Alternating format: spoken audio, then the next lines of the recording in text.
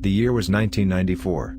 My then girlfriend and I were in our senior year at Harvard Law, and we were watching the last basketball game of the year.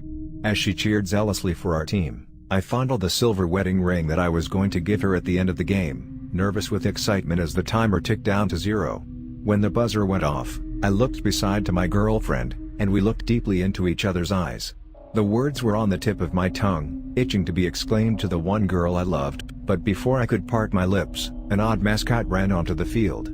Even now, years later, I remember the exact appearance of this being. I'm not sure what he could be called. He certainly was not human. However, he ran onto the field wearing an iron suit, black as hell itself, a purple tie tied around his white collar.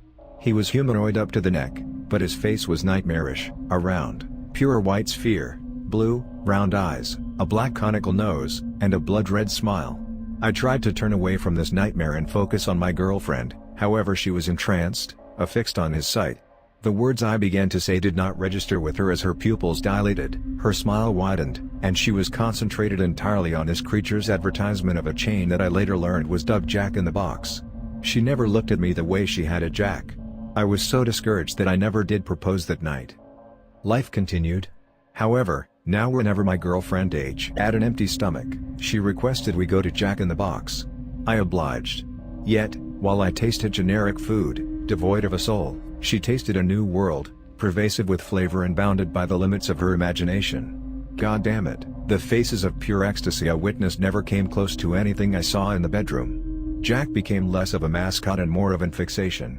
I remember coming home one day to find her replacing the picture of our high school prom with a picture of her with Jack at some club. I was furious and demanded she take it down, yet she did not yield. Soon after heated yelling, she retreated with tears into the bathroom. That night, she admitted to me that she was pregnant. Though she was afraid, she wanted to keep the baby and we decided to allopy. And life continued. As her stomach grew, so did her appetite for Jack in the Box. I swear to fucking God, she was spending nearly all of our salaries, nearly $50,000 a month, on every Jack in the Box menu item. She ate it all, the sourdough Jack, the loaded breakfast sandwich, even the spicy chicken sandwich, practically throwing them into her mouth on a daily basis for 9 months. This was compounded with her gradual replacement of all photos in our home to those with Jack. I was horrified, yet I did not complain in fear of upsetting the woman I loved. Though, one day, I came home to find that all photos of Jack had been removed. In fact, everything had been removed. The pictures, the furniture, the silverware, all were nowhere in sight. I asked my girlfriend what was going on, and she said she had sold the house and that we would be living at our local Jack in the Box until she could start her own chain. I fucking lost it, and we began to yell at each other with an unprecedented level of intensity until she froze, her face turning white. She was going into labor.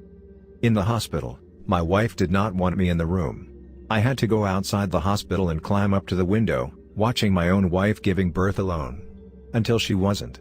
As she began crowning, in ran the one being that I hadn't seen since that fateful basketball game in '94. It was Jack.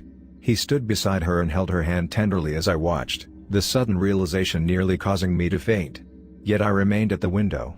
As the baby came out, I watched in absolute horror as my wife was nearly ripped open. The head of the child was a bloody, white sphere. The doctors and nurses in the room cheered in absolute rapture as they handed the baby that was not mine to my wife. My wife was crying with joy, seemingly oblivious to her profuse bleeding. Then, in perfect unison, my wife and the medical staff exclaimed, "Thank you, Jack." And Jack, with his sick fucking smile, looked up from the baby, right into my eyes, and said, "What can I say? The food is better at the box." I ran home immediately. Though the home was empty, my wife had left her purse by the door when we hurriedly left. I grabbed it, shaking in total despair as I perused its contents. What I found was Polaroids of her and Jack. They were kissing. They were hugging. They were fucking. Yet, somehow, the picture of her and Jack eating a 12-inch deli trio panito together seemed to be more betraying. I had learned years later that she had died that night. Now, 25 years later, the new Jack has grown up to be the new mascot of Jack in the Box. I don't blame my wife.